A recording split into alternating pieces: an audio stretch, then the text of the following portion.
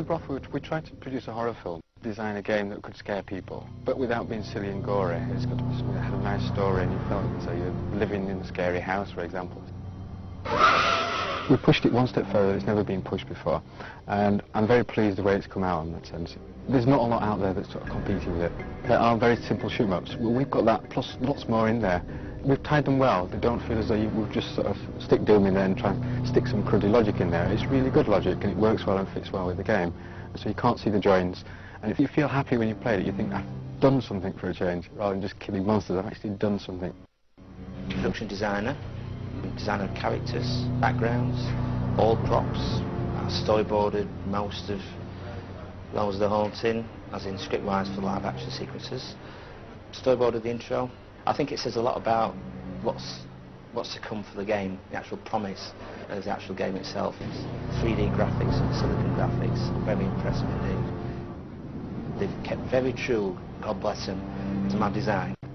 Actually construct physically the rooms themselves, build them up using the Roth editor, and then after that I put the actual textures on the wall, develop them in D-Paint and 3ds and Photoshop. They just build the entire environment.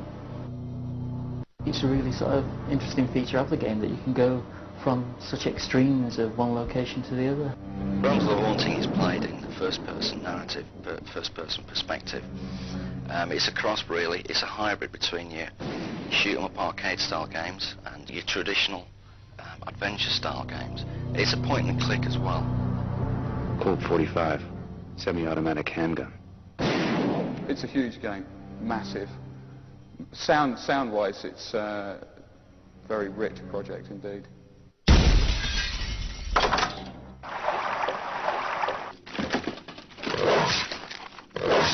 Hundreds of strange sounds. I mean, they're all make-believe sound effects for the most part, but the picture ambience. We've got well over 2 hours of live-action video footage in Realms. Before you say that's nothing to write home about, let me just tell you about it.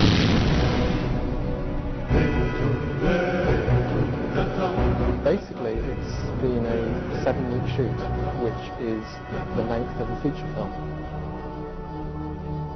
It's turned out to be very interesting, very different. Each shoot day has been very different from the next because there are so many things going on in the story. It's great fun when you've got so many different featured roles, so many villains, in that one week you might have Florentine around, next week you have Belial. And each of these actors come in and they're very entertaining and they have a great time. They really love working on a horror project because it's very different, very out of the ordinary. Apparently there's 4 or 5 people putting in a bid for Adam's jacket, but his coat. And Florentine's cane. Yes, I think I might take the coat with me. There's a lot you have to do in pretty short amount of time. I'm not used to acting for 2 minutes and then standing around for 35 minutes. Once the mould's made, we inject a liquid foam latex, bake it in an oven, and you'll get an appliance which comes out, which is soft and pliable, which you can glue onto an actor's face. The other props we've done, we've got the designs from Gremlin. The hardest effect was 2 feathers to drop in front of a camera, which took about a day to do. We're constantly trying to drop these feathers at Adam's feet and Rebecca's feet. We had like a special design feather dropping stick, which basically was a pole with 2 holes in it, and we used to rotate it and shake it and the feathers would drop out. It was probably the hardest shot we had to do. As soon as you get into the blue screen room, it all goes up in the air, because then you suddenly start to realise that the shots that you've conceived in a conventional way, and you're now in an unconventional environment and you have to readjust. You don't have to be computer literate, but you have to be aware of what the Ultimate can achieve, what the game engine is capable of doing. Animations can be used in a certain sequence, sprites can be imported, a variety of things that are indigenous to the computer.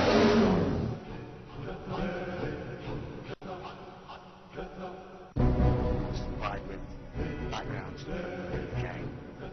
Remove the blue screen from the characters so that they're actually playable characters. Add the special effects and make the whole scene look as though it does exist.